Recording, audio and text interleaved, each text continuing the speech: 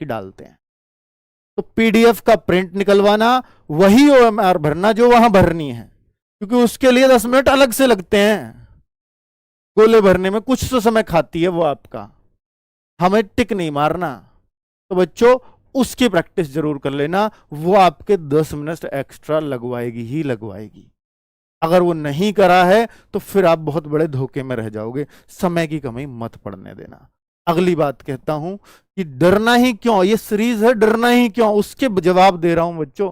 डरना नहीं है, अगर ये सारे चीजों पर आप काम कर रहे हो तो डर लगेगा ही नहीं।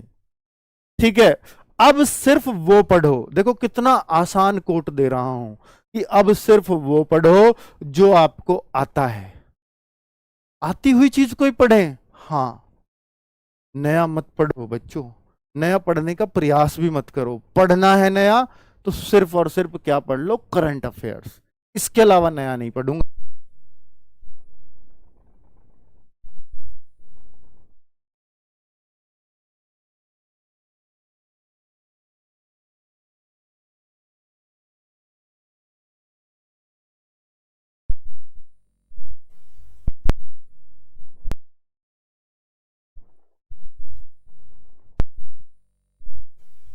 तो आपका सिलेक्शन कोई नहीं रोक पाएगा।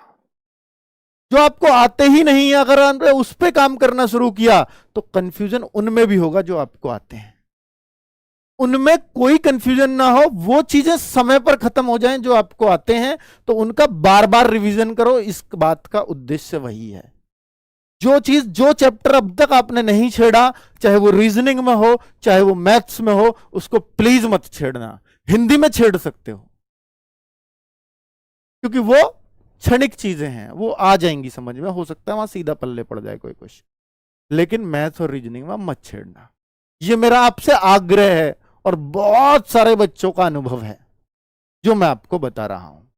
ठीक है, आगे बात कर लें। आगे, एग्जाम से 48 आवर्स पहले ज्यादा होशियार बच्चों से बातें बंद कर दें। ज्यादा होशियार कौन होते हैं बच्चों?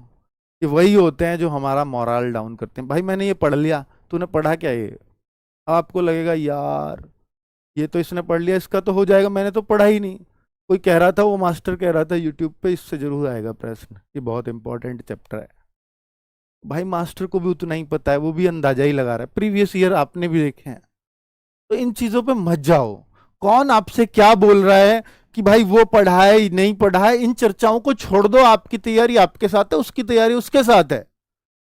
ठीक है, पता लगी वो तो, उसका तो सिलेक्शन होना ही नहीं था, पर इससे ऐसा करके वो आपको और उलझा रहा है कि यार इसका ना हो जाए कैसे। इसको थोड़ा सा घबराने को मजबूर करता हूं। आप देखते होंगे ना, कई बार किसी का सिलेक्शन किसी एक वैकेंसी में हो गया, अगर वो कोई दूसरा टेस्ट देगा, उसमें सिलेक्शन पक्का कर आया, ज्वाइनिंग नहीं हुई अभी, ले इसलिए दूसरा दे आऊं, और इतने माइंड फ्रेश से गया, होगा हो जाएगा, नहीं तो मेरा हुआ पड़ा एक में, उसका दूसरे में भी हो जाएगा, पक्की बात है, बिना पढ़े। क्योंकि वो बहुत कॉन्फिडेंस लेकर के जा रहा है, और ये कॉन्फिडेंस ना 48 घंटे पहले ही आपका हिला दिया। अब आप सिर्फ दिन रात ये सोच रहे हो मेरा शायद नहीं होगा। तो ये जो कॉन्फिडेंस है ना, बहुत लोगों के साथ जाओगे आप। प्लीज ये बातें बंद कर देना, अब से ही कर दो ये बातें बंद। अपनी तैयारी अपने साथ रखो, आप भी बहुत बेस्ट टीचर से पढ़ रहे हो, आप उनसे पढ़ते रहिए। ठीक है, और सब चीजों को है, इनमें झमेले में नहीं पढ़ने की जरूरत है। मत किसी से सलाह लो। कोई यूपी पुलिस में भर्ती हुआ, बड़ा भाई के चाचा का लड़का, तो भाई मैं उससे एक बार पूछ लेता हूं कि क्या है, कैसे कैसे पढ़ी थे। अब भाई वो अपने अलग ही तरीके बताएगा, उसने हो सकता है वो 6 साल पहले पढ़ाई की हो। अब आप उससे पूछोगे तो वो उस तरह की चीजें बताएगा।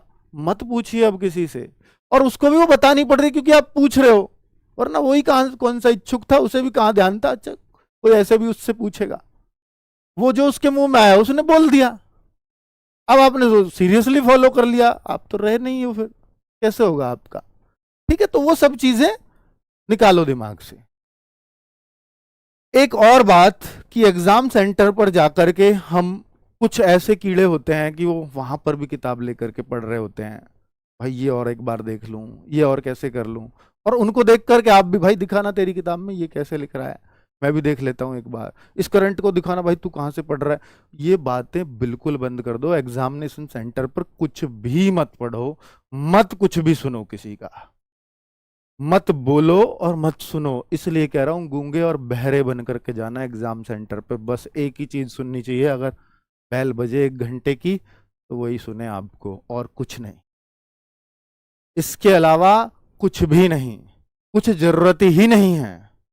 इवन एग्जामिनेशन सेंटर पे आपका टीचर भी कुछ आपको बता रहा है, कई बार वही गलत बता देते हैं, ऐसे नहीं इसको ऐसे भरो। भाई यहां से सीख के जा रहे हो आप सब कुछ, उनको पता ही नहीं होता। वो क्लास का पढ़ा रहा है 11th का 10th का, उसने कभी आज तक कंपटीशन का दिया नहीं है कोई भी एग्जाम, वो आपको इंस्ट्रक्शंस दे रहा है कि ऐसे नहीं ऐसे। कई बार मैंने देखा है बच्चों को गलत करवाते हुए एग्जामिनेशन हॉल में, खुद टीचर्स करा रहे होते हैं। तो उनसे भी बहुत कुछ मत उम्मीद करना इस तरह की। पहली जानकारी, सारी जानकारी यहाँ से लेके जाओ, क्योंकि उनकी ट्रेनिंग मात्र 1 घंटे की होती है, उनको नहीं पता होता सब कुछ, और उसमें भी वो हो सकता है सोने गया हो, ट्रेनिंग में चाय पीने गया हो। ठीक है, चलो तो आगे बात करें बच्चों।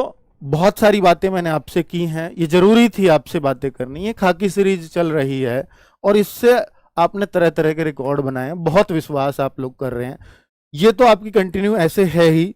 मैं आपको बोल रहा हूं कि हम लोग गागर में सागर भी करवा रहे हैं 15 अगस्त से। बच्चों यूपी पुलिस के लिए, या मैं कहूं किसी भी एग्जाम के लिए, हमारा ये लास्ट रामबाण होता है। गागर में सागर में हर एक टीचर वो अपनी पूरी जान लगा रहा होता है कि भाई इससे बच्चों को क्वेश्चन कैसे फंसाया जाए, बच्चे का रिवीजन कैसे हो। क्योंकि अंतिम समय में ना, मैं क्या कह रहा हूं, नया मत पढ़ना, पुराना भी क्या पढ़ें या क्या क्या पढ़ें, कैसे कैसे रिवीजन करें, कैसे स्लॉट में बांटें, ये सारी चीज रिवाइज हो जाएं। ये गागर में सागर सीरीज हर एक चैप्टर की हर एक टाइप को रिवाइज कराने के लिए ही होती है। अगर मान लीजिए 15 अगस्त को नवीन सर हिंदी लेकर के आ रहे हैं, तो हिंदी में कोई भी ऐसी बात नहीं बचेगी जो यूपी पुलिस पूछता हो और नवीन सर इन 6 घंटे में आपको ना पढ़ाएं। तो ये 6 घंटे अगर आप एक बार अंतिम समय में पढ़ लेंगे, तो मुझे नहीं लगता फिर आपको एग्जाम तक हिंदी पढ़ने की जरूरत है, अगर आप पहले से पढ़ रहे हैं तो वो संपूर्ण रिवीजन है। उसके अलावा मत पढ़ना। उसकी पीडीएफ हम आपको दे देंगे, प्रोवाइड करा देंगे बाद में, कि ठीक है देखना ही है नवीन सर की, तो दोबारा मुझे 6 घंटे की ना देखनी पड़े, एक बार देखने के बाद तो फिर पीडीएफ देख लें फटाफट।